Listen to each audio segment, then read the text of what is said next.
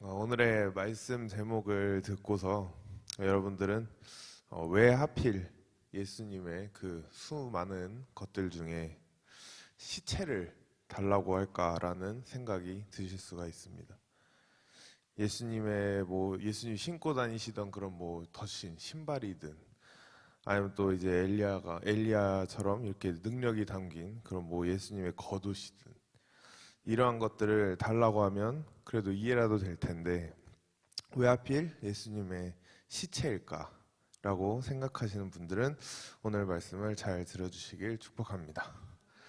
신약성경에 보면은 오늘 본문 말씀에 읽은 것처럼 아리마대 요셉이라는 인물이 있었습니다. 이 아리마대 사람인 요셉이라는 인물은 예수님의 제자 중에 하나였다고 말하고 있습니다. 우리가 알고 있는 이 12제자들은 예수님의 제자들을 대표하는 그러한 제자들이었지만 그 외에도 예수님을 따르는 수많은 제자들과 사람들이 있었다는 것을 우리는 성경을 통해 알 수가 있습니다. 아리마대 요셉은 예수님을 따르던 그 수많은 제자들 중에 한 명이었습니다. 정확한 것은 우리가 알지 못하기 때문에 아리마대 요셉은 예수님의 12제자들 중에 다른 이름으로 들어가 있을 수도 있는 한 명일 수도 있다는 것을 말하고 싶습니다. 예수님이 이 땅에 오셔서 이제 공생의 기간 동안 33년 반을 사시는 동안에 수많은 기적들과 표적들이 있었습니다. 예수님이 가시는 곳마다 치유의 역사가 일어났습니다. 우리가 성경을 보다 보면은 여러 가지의 병들이 이 구약 시대 때에 신약 시대 또한 존재했다는 것을 볼 수가 있습니다. 그 중에 성경에서 제일 자주 나오는 병의 이름이 나병이라는 병입니다. 이것은 오늘날로 해석을 하면 정말 치료할 수 없는 그런 불치병과 같은 이런 악성 피부병이라고도 말할 수 있을 것 같습니다. 이 나병이라는 피부병은 의학적으로 인간의 힘으로는 도저히 치료가 불가능한 그러한 불치병이었습니다. 우리는 그것을 나아만 장군의 이야기를 보면은 알 수가 있습니다. 그 당시 때 이 나아만 장군은 아람 왕의 군대 장관이었고 이 거대한 나라의 군사를 이끄는 그러한 사령관이었음에도 불구하고 나아만 장군은 속으로 혼자서만 이 나병을 앓고 있었습니다. 만약에 이것이 그때 당시에 의학으로 또는 의사들이 이것을 치료할 수 있었던 그러한 병이라면 나아만 장군은 이것을 혼자 앓고 이렇게 숨기면서 지낼 리가 없었을 것입니다. 나라에 실질적으로 어떻게 보면 이인자와 같은 그러한 사람이 병을 앓고 있는데 치료할 수만 있다면 전국에 내놓으라는 의사들을 다 불러다가 아마 치료를 일찍이 했었을 것입니다. 하지만 이 병은 하나님께로부터 왔기 때문에 인간의 방법으로는 치료가 불가능하였고 결국엔 나아만 장군은 엘리사를 찾아가서 그 말씀에 순종함으로만 그 병이 나을 수가 있었습니다. 엘리사는 하나님의 말씀을 대언하였지만 예수님은 이 땅에 계실 때 대언이 아닌 병든 사람들을 직접 만지시고 또 치료하시면서 다니셨습니다. 예수님은 병든 사람들을 그냥 지나치지 아니하셨고 나병뿐만이 아닌 성경에 나온 여러 가지의 병들을 고치셨습니다. 또한 예수님은 수많은 귀신들을 말씀으로 내쫓는 역사를 보이셨습니다. 오늘날 교회를 다니지 않는 사람들도 세상 사람들도 한 번쯤은 들어봤을 법한 이 오병이어의 기적, 또 폭풍우를 이렇게 말씀 한마디로 잠잠케 하시는 것, 또한 제자들에게 나타나 이제 물 위를 걸어가시는 것, 이러한 것들이 전부 예수님이 살아계실 때 나타난 기적과 표적들인 것입니다. 이렇게 수많은 기적들과 표적들을 나타내시는 예수님이셨기 때문에 그 시대에 가장 뜨거운 관심 분야가 항상 예수님이 하시는 이러한 사역들이었습니다. 사람들의 머릿속엔 오늘은 어디 가서 기적이 나타날까? 어디에서 기적이 나타날까? 또 오늘은 어떤 사람이 치료함을 받을까? 이러한 생각들을 항상 하고서 살았을 것입니다. 그렇기 때문에 예수님 주변은 꼭 이런 기자들과 같이 항상 사람들로 가득 차 있었습니다. 특히 예수님이 가시는 곳마다 예수님의 12 제자들이 항상 예수님 주변을 에워싸고 있다는 것을 우리는 볼 수가 있습니다. 성경을 읽다 보면은 예수님을 이렇게 만나고자 했던 사람들이 많다는 것을 우리는 볼 수가 있습니다. 예수님을 한번 보기 위해서, 예수님 한번 만져보기 위해서 자신만의 온갖 방법으로 이렇게 노력을 하고, 예수님의 옷자락을 한번 만지기 위해서 또 노력을 하고, 예수님을 향해 자신을 봐달라고, 자신의 소리를 들어달라고 죽도록 소리치는 사람들도 있었습니다.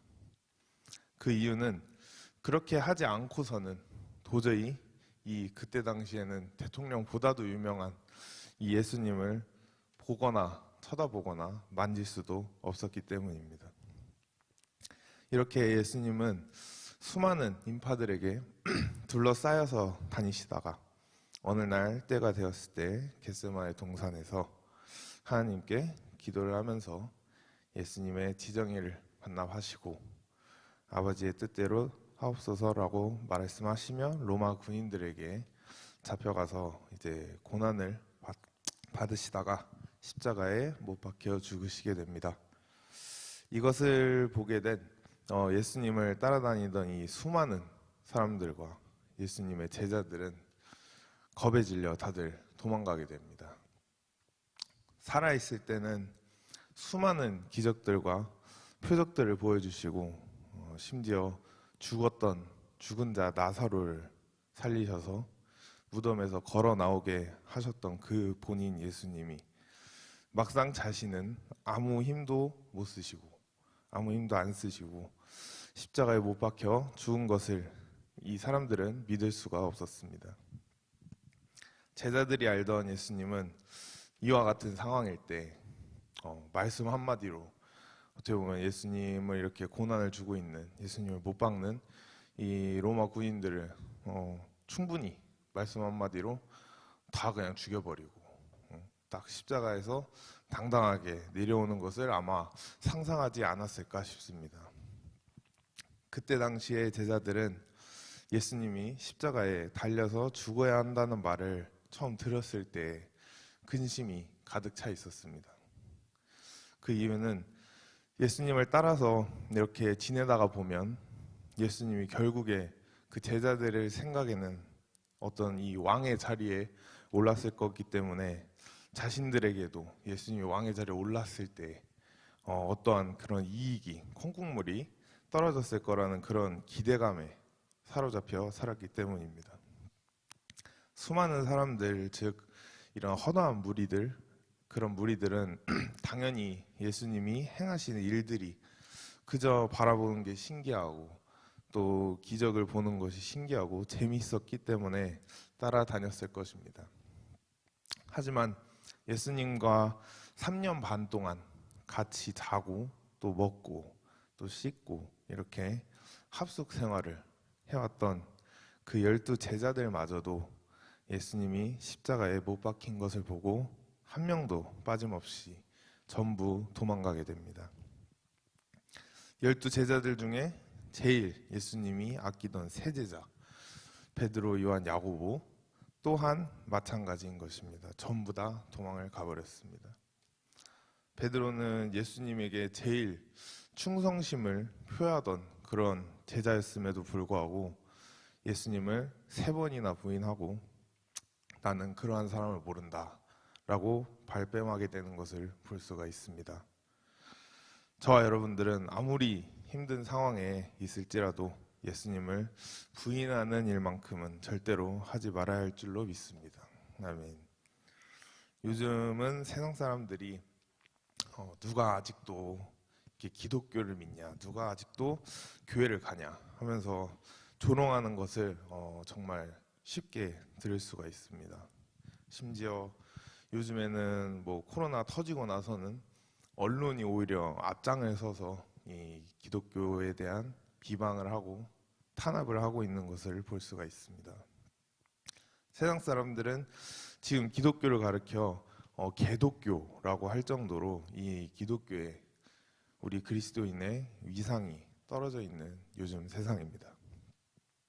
이러한 일들이 벌어진 이유는 저와 여러분들이 그리고 또 한국 교회가 주님 앞에 제대로 서지 못했기 때문에 그리고 회개하지 않았기 때문에 벌어진 일인 것입니다. 하지만 그렇다고 할지라도 우리는 우리의 신앙을 끝까지 지키고 주님께 우리의 신앙 고백을 항상 해야 할 줄로 믿습니다. 우리의 잘못을 회개하고 또 우리의 신앙을 지킬 때에 기독교는 다시 세상 사람들에게 존경받을 수 있게 되는 그러한 날이 오게 될 줄로 믿습니다. 아멘. 그리하여서 예수님이 이제 십자가에 못 박혀 죽고 나신 뒤에 그 시체를 원래였으면 제자들이 12제자들이 밑에서 기다리고 있다가 12제자들이 모시고 장례를 치러야 하는 것이 맞지만 그것도 인간적인 도리지 않습니까? 제자들이 스승의 시체를 이렇게 받아서 장례를 치러야 하는 것이 맞지만 전부 다 도망가 버렸기 때문에 빌라도가 그 시체를 가지고 있었습니다. 이때 이것을 알아챈 이 오늘 본문 말씀에 나온 아리마대 사람 요셉은 예수님이 살아 계셨을 때는 사람들과 제자들에 치여가지고 예수님을 한 번도 만져보지도 못했지만 예수님이 죽고 나니까 다 도망가 버리고 주변에 아무도 없는 것을 보고 아리마대 요셉이 빌라도에게 찾아가게 됩니다.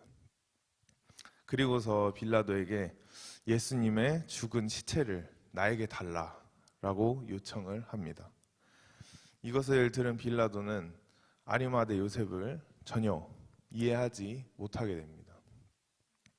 살아있을 때도 아니고 예수님이 뭐 살아계셔서 사역을 하실 때도 아니고 뭐 예수님이 채찍에 맞으면서 고난 당하실 때도 아닌데 다 죽은 이 시체를 가져다가 뭘 하려고 이렇게 달라고 요청하는지 이제 이해가 안 되는 것입니다.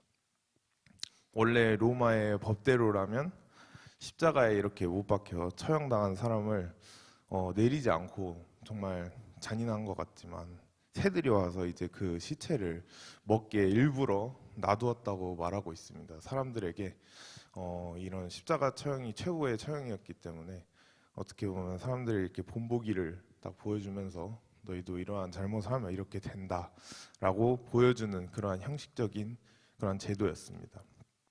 하지만 아리마대 요셉은 예수님이 살아있을 때 자신이 예수님과 어떻게 직접 이렇게 대면할 수 있는 그 기회를 한 번도 못 가졌었기 때문에 예수님이 죽어서라도 이제서야 자신의 차례가 왔다라고 말을 합니다.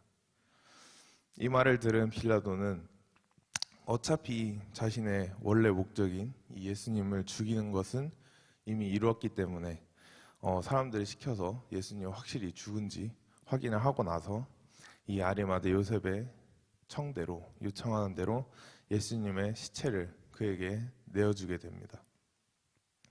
아리마대 요셉은 예수님의 시체를 받아와서 자신의 집에다가 모시게 됩니다. 여러분들도 이제 장례식에 가보셨으면은 보셔서 다 아실 것입니다. 사람이 죽고 나면은 바로 어떻게 그 관을 넣고 이제 땅에 묻는 것이 아닌 일단 그 시체를 먼저 깨끗하게 이렇게 씻기고 또 향도 분도 이렇게 바르고 그 시체를 이렇게 돌돌 말아서 관에다가 넣게 됩니다. 본문 말씀에도 세마포로 그 예수님의 시체를 쌌다라고 말하고 있습니다.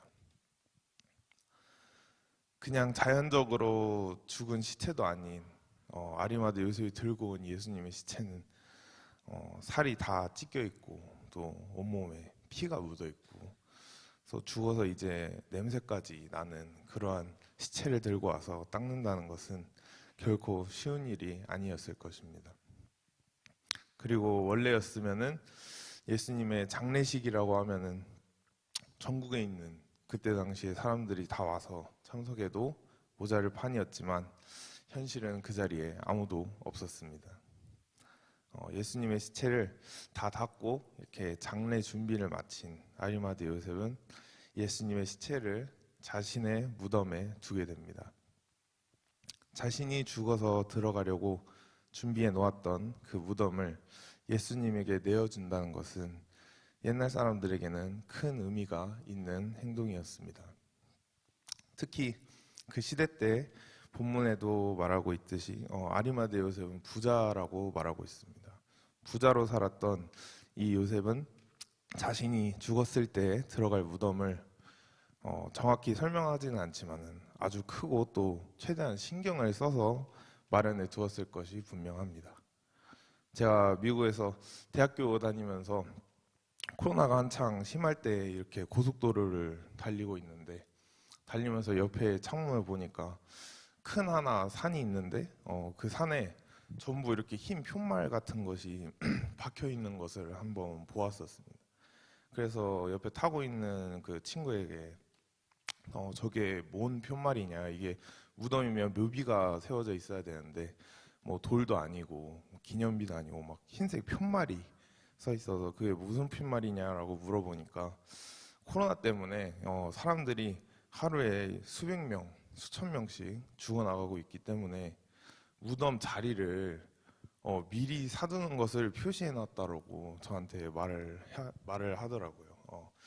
심지어 그때 당시에는 죽은 사람들을 묻을 자리가 그 공간이 부족했기 때문에 이 무덤을 주식처럼 꼭 무슨 주식처럼 미리 사놓고 죽은 사람에게 또 그 가족에게 돈을 더 받고 프리미엄으로 돈을 더 받고 파는 그런 것이 한창 유행으로 돌고 있던 그런 시기였습니다. 저는 살다가 이제 주식도 아니고 부동산도 아니고 무덤을 주식처럼 이렇게 미리 사두었다가 남에게 이렇게 프리미엄 웃돈 주고 파는 것을 살면서 처음 겪어보고 보았습니다. 하지만 코로나 시대 전에도 사람들은 항상 자신 또한 자신의 부모의 무덤을 준비하는 것을 볼 수가 있습니다. 저희 이제 할머니 또 친할머니 외할머니 또한 정광훈 목사님은 돌아가시 전부터 이제 그 부모님의 무덤을 미리 준비해 놓은 것을 저도 옆에서 보았습니다. 이것을 놓고 보았을 때 아리마대 요셉이 예수님의 시체를 가지고 와서 하고 있는 이 행동들을 그 주변 사람들이 보았을 때는 아마 진짜 정신병자로 보였을 것입니다. 살아있을 때는 제자들에게 치여서 그 근처에도 못 가는 사람이 예수님이 죽으니까 그 시체를 가져와서 자신이 죽어서 들어갈 그 큰 무덤에 모신다. 이것은 정상적인 행동이 아닌 것입니다. 그럼에도 불구하고 아리마대 요셉이 이와 같은 행동을 한 이유는 바로 예수님의 부활을 믿고 있었기 때문입니다. 예수님은 3일 만에 부활하신다는 것을 아리마대 요셉은 믿고 지낸 것입니다. 만약에 지금 이 시대에 예수님이 이 땅에 오셔가지고 십자가에 못 박혀 죽었다고 하시면은 여러분들은 과연 그 예수님의 시체를 가지고 가실 것인가 한번 물어보고 싶습니다. 나영 형제, 예수님이 만약에 어제 저녁에 딱 이 땅에 와서 십자가에 돌아갔어. 그 시체를 과연 나영 형제는 집에 가져갈 수 있을 것 같습니까? 대단한 믿음입니다. 그렇지만 돈도 없고 나영 형제 자신이 들어갈 그런 무덤도 없는데 예수님의 시체를 과연 어디다가 모실 수 있을 것 같습니까? 나영 형제 지금 죽으면 들어갈 무덤이 있습니까? 없죠. 예. 그럼 그 예수님 시체를 어디다 모실 거예요? 거실에다가? 화장실에 모실 겁니까? 냄새나는 화장실에다가. 알겠습니다. 하지만 제가 이제 여러분들에게 하고 싶은 말은 요즘에도 아리마대 요셉과 같이 예수님의 시체를 모실 수 있는 방법이 있다는 것입니다. 성경에 보면 사도 바울은 신약 시대의 교회를 가리켜 그리스도의 몸이라고 말하고 있습니다. 이것이 곧 아리마대 요셉과 동일한 말씀인 것입니다. 오늘날 보면 교회들이 영광의 빛을 발하고 또 부흥이 되고 또 이러한 초대형 교회들 사이에서 일어나는 현상들을 보면은 그 교회 안에서 직분이라는 것을 이 직분 하나를 두고 그것을 서로 차지하려고 온갖 노력을 다 써가면서 교회를 다니는 성도들을 볼 수가 있습니다. 제가 느낀 바로 그 이유 중에 하나는 대형 교회들이 이렇게 반주자나 지휘자나 이런 사람들 앞에 보여진 직분을 임명하고 선정하는 기준이 잘못되어서 그런 것입니다. 실력이 중요한 것이 아닌 하나님을 진심으로 사랑하고 또 열정이 있고 성령을 제대로 받고 체험한 사람으로 세워야 할 텐데 요즘 대형 교회들을 살펴보면 신앙의 기준이 아닌 이런 전부 세상적인 학벌의 기준으로 사람들을 세우는 것을 볼 수가 있습니다. 대형 교회 치고서 학벌 안 좋은 사람이 이렇게 뭐 앞에서 반주를 하거나 사람들 앞에 서는 것을 저는 거의 본 적이 없습니다.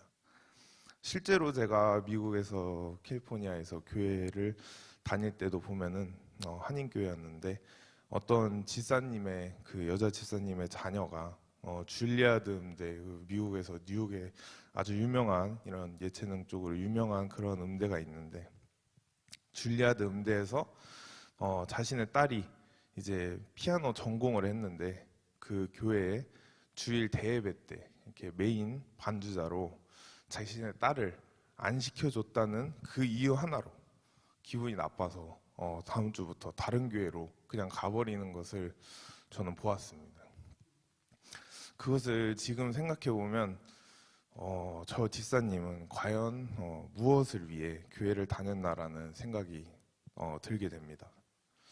자신의 자녀를 통해서 와, 집사님 따님이 피아노를 너무 잘 치시네요. 이 말을 들으며 사람들로부터 어떻게 보면 영광을 받으려고 하는 의도가 저에게는 너무 느껴졌습니다.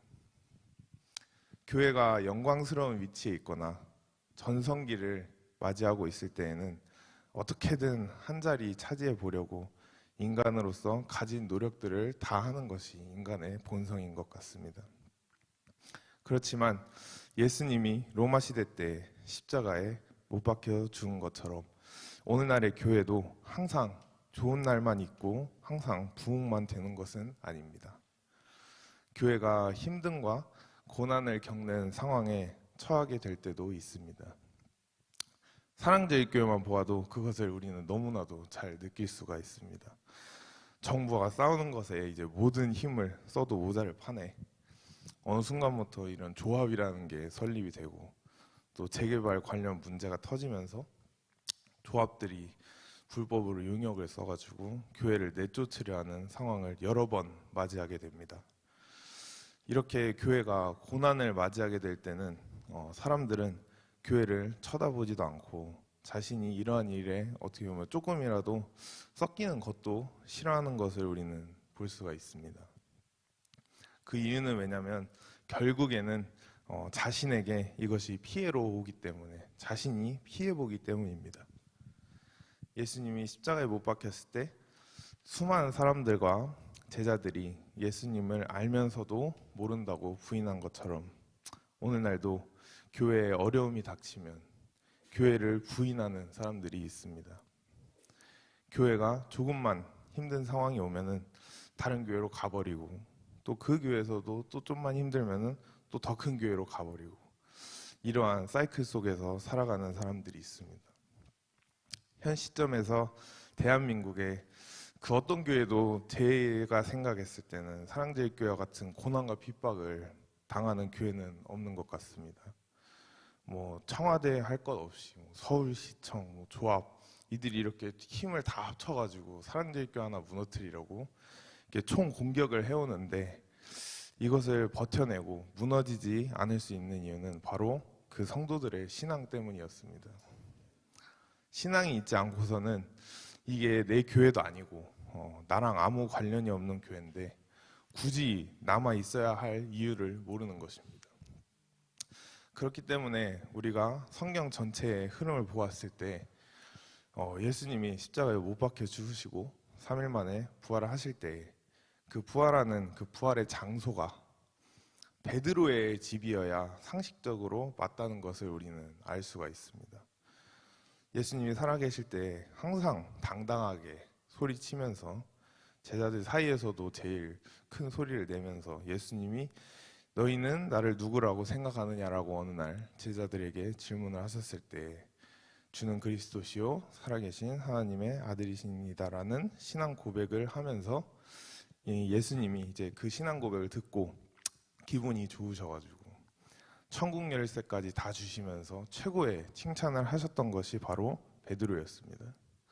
하지만 예상 외로 예수님의 부활의 사건은 그 베드로의 집에서가 아닌 아리마대 요셉의 무덤에서 일어나게 됩니다. 아리마대 요셉은 예수님에게 자신의 무덤을 내어준 결과로 예수님의 부활을 자신이 맞이할 수 있게 되었고 지금도 수많은 성지순례를 가는 사람들과 모든 기독교인들에게 귀하게 여김을 받는 그러한 무덤이 될 수가 있었습니다. 여러분들이 살아가면서 하는 모든 일에 부활이 일어나시기를 원하십니까? 가정의 부활, 사업의 부활, 물질의 부활, 또 자녀의 부활이 있기를 원하십니까? 모든 부활은 예수님의 죽은 시체가 있는 그곳에서 부활이 일어나게 되는 것입니다. 예수님이 부활하실 때도 하늘에서 천사들이 내려와서 그 무덤을 막고 있는 큰 돌을 움직여서 치운 것처럼 여러분들의 인생을 막고 있는 그러한 장애물들도 하늘의 천사들이 다 치워낼 수가 있는 것입니다. 이 세상에 숫자를 셀 수 없을 만큼 저도 코로나 아까 말씀 잠깐 드렸듯이 셀 수 없을 만큼 수없는 무덤들이 있어도 하늘의 천사들은 단 하나의 무덤, 예수의 시체가 있는 그 무덤의 돌만 치운 것입니다. 결론적으로 말씀을 드리자면 아리마대 요셉이 예수의 시체를 가져간 것은 오늘날 우리에게 있어서는 우리 자신을 예수님께 내어준다는 것을 의미하는 것입니다. 예수님께 내어준다는 것은 곧 나 자신을 심는다는 것입니다. 하나님이 우리에게 살아가면서 허락하신 시간, 또 물질, 또 우리의 건강, 또 미래에 태어날 자녀 등 모든 것들을 우리가 우리 자신을 위해서 쓸 때는 이것들은 결국에 시간이 지나면 다 썩어 없어질 것들이 되어버립니다. 여러분들이 건강을 위해 아무리 돈과 시간을 투자하면서 지낼지라도 여러분들은 100년 안에는 무조건 다 죽게 되어 있습니다. 죽고 나서 시체만 두고서 보았을 때는 살아서 아무리 뛰어났던 그 육체를 가진 사람과 그냥 평범하게 지냈던 그런 사람을 나란히 옆에 두고서 보면 결국에는 다 똑같은 뼈다귀처럼 보이게 되는 것입니다. 이 세상에서 지금 현 시점으로 제일 돈이 많은 테슬라 창업자 이제 일론 머스크라고 하죠. 일론 머스크의 자산이 100조가 넘는다고 합니다. 정말 상상을 초월하는 숫자인데 그렇게 큰 우리나라에서는 이재용 하면은 딱 삼성의 제일 대가 아닙니까? 삼성의 그렇게 큰 이재용의 재산이 10조라고 나와 있는데 그의 10배가 일론 머스크인 것입니다. 하지만 지금 당장 그 일론 머스크가 죽게 된다면 그 100조가 죽음 뒤에는 단 한 푼도 쓸모가 없게 되는 것입니다. 일론 머스크가 지금 죽으나 밖에서 이렇게 매일같이 폐지를 줍는 할머니들이 지금 죽으나 둘 다 죽음 이후에는 똑같은 상황을 맞이하게 되는 것입니다. 예수의 시체를 그때 당시에 장례를 치르고 자신의 무덤에 모신다는 것은 결코 쉬운 일이 아니었지만 아리마대 요셉은 그렇게 함으로써 자신을 심은 것이고 그곳에서 부활의 역사가 일어난 것입니다. 이와 같이 오늘날 여러분들은 여러분들의 시간, 물질, 그리고 봉사와 헌신을 교회에서 함으로써 그것이 곧 부활의 영광으로 나타나게 되는 것입니다. 몇 년 전부터 특히 젊은 세대들에게 인기가 이제 많은 재테크로 지금까지도 이어져 오고 있는 것이 바로 이 비트코인이라는 것입니다. 비트코인의 등장으로 전 세계 부자의 정의가 약간 달라지게 되었습니다.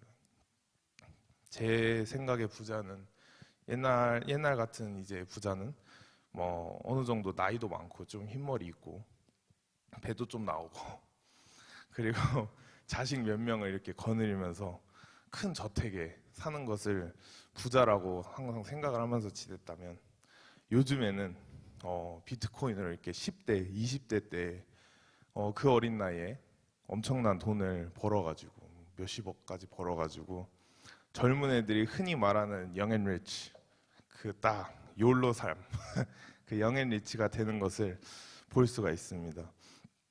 꼭 큰 집에서 자식들 몇 명 막 데리고 사는 것이 아닌 자기가 좋아하는 뭐 슈퍼카 같은 거 람보르기니 이런 거 타면서 명품 몸에 다 걸치고 다니는 것이 요즘의 부자의 정의가 된 것 같습니다. 하지만 제가 여러분들에게 말씀드리고 싶은 것은 예수님과의 거래는 비트코인과는 비교할 수도 없는 최고의 거래인 것을 믿으시기 축복합니다.